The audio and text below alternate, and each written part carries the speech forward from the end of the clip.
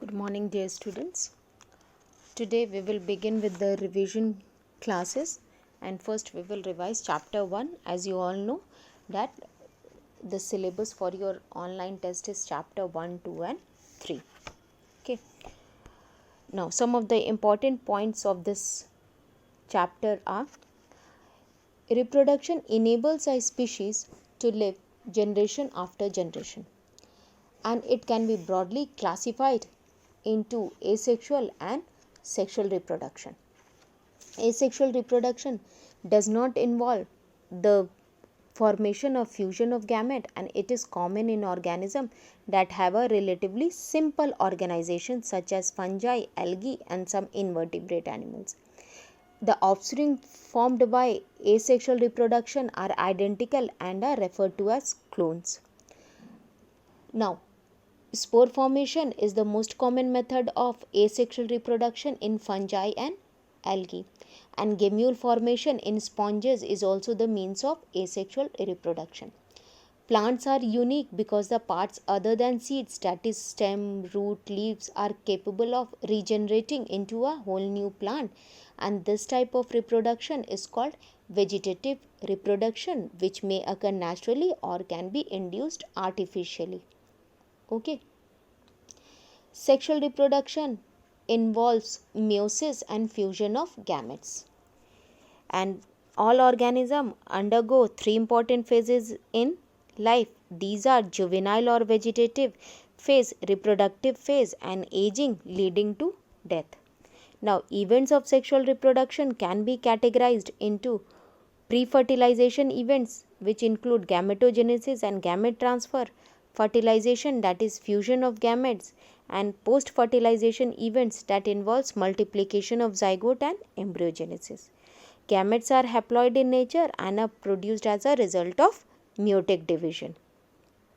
In angiosperm, a special process called pollination transfers the male gamete that carry the pollen grain to the stigma of the flower. And syngamy occurs between male and female gamete, which may be by external or internal fertilization. That means external fertilization occurs outside the body of the organism. Syngamy leads to the formation of a specialized cell called zygote, which divides mitotically, and the process of development of embryo is called embryogenesis. Now, the animal may be oviparous or viviparous, and in flowering plants, a mature ovary develops into fruit and ovule into seeds. Okay. Now, let's take up the first question. Amoeba and yeast reproduce asexually by fission and budding respectively because they are microscopic, heterotrophic or unicellular or uninucleate organism. This is a very easy question, so the answer is here, they are unicellular organism, because unicellular organisms have relatively simple organization, so the asexual mode of reproduction is common in them. And it is so because by asexual reproduction, unicellular organism can multiply very fast. Now, in sexual reproduction, both male and female gamete have to fuse. Okay, while in asexual reproduction, cell division takes place, and it itself is a mode of reproduction. Now, heterotrophic organisms like humans, animals and decomposer can reproduce either asexually and sexually, and uninucleate organisms also reproduce asexually or sexually. Now, next, there are various types of reproduction, and the type of reproduction adopted by an organism depends on the habitat and morphology of the organism,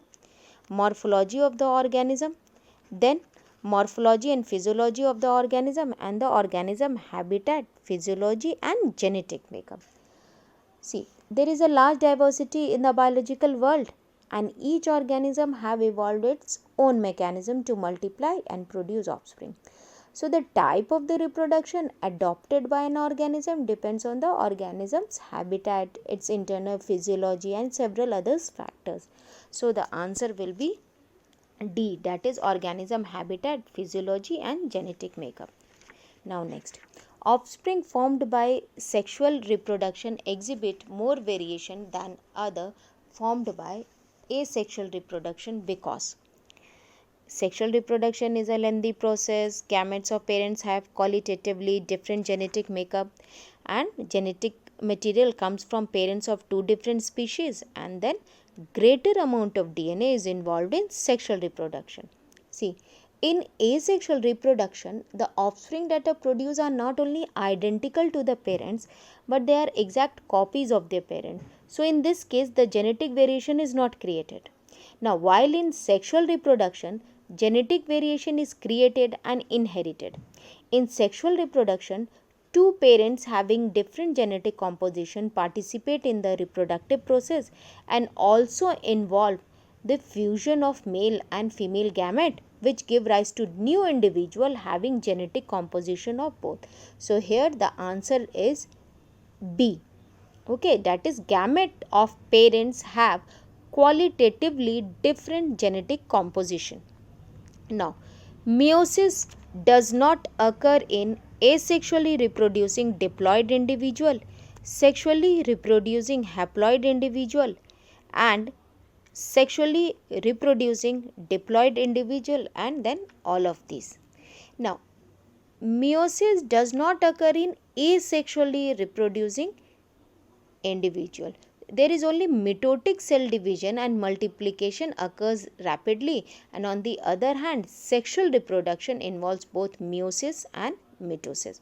So all the options with sexually reproducing are wrong. So it will be meiosis does not occur in asexually reproducing diploid individual. So the correct option is A. Now, in a leaf cell of agave has X chromosome, then what will be the number of chromosome in a cell of its bulbil? Okay. Now, in agave, bulbils are modified floral buds that develop on the flowering axis. So, chromosome number in a cell of bulbil will be equal to that of leaf cell of agave. That is N equals to X. So, here the answer is D. Now, select the monocarpic plant out of the following. Options are bamboo, lychee, mango, and all of these. First of all, you have to just remember what is monocarpic and polycarpic. Now, monocarpic plants flower once in their life, and after flowering, they produce flower and die. So, certain bamboo species flower only once in their lifetime, usually after 50 to 100 years.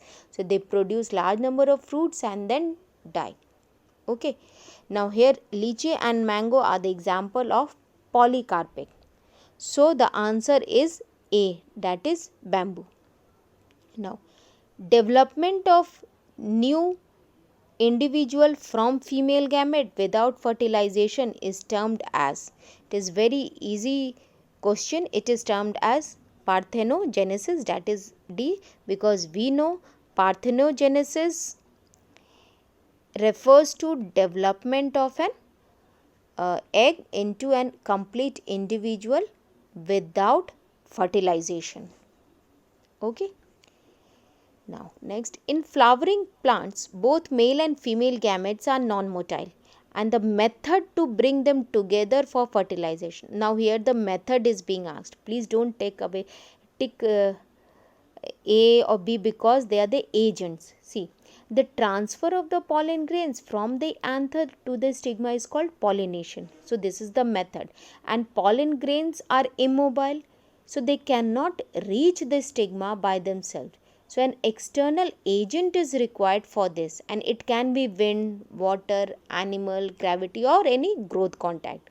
Okay. So, here the option is C, that is the method to bring them together for fertilization is pollination. Now, read the following statement and select the incorrect word. Cucurbits and coconuts are monoecious plants. Papaya and date palms are dioecious plants. Leeches and tapeworms are bisexual animals. Sponges and colyndrites are unisexual animals. So, here you have to take away the incorrect one. So, first we will see which are the correct one. So, Option A, cucurbits and coconuts are monoecious plants, correct. Papaya and date palms are dioecious plants, okay. Leeches and tapeworms are bisexual animals, yes. Then sponges and cotyledons are both are hermaphrodites, that is they are bisexual. So the option is D. So students, that's all for today class. Please read it from your NCERT. Whatever the notes you have made, learn it from it. So from the next class, we will start a revision of the chapter 3, that is human reproduction. Okay. So that's all for today. All the best for your exam and keep revising.